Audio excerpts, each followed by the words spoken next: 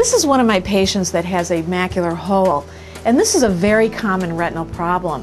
And with this, we see that there's tissue missing dead center in the macula. And these patients typically present with 2200 vision and are missing the central portion of their eyesight.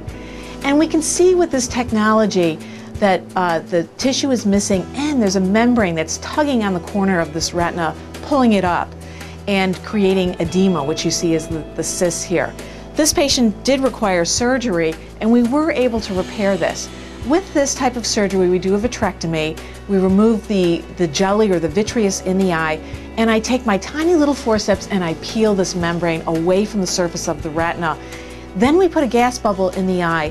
We put the patient face down so the gas bubble rises up and pushes down on the retina to put it into the correct anatomical position. Let me show you her post-op OCT. Now this is picture perfect.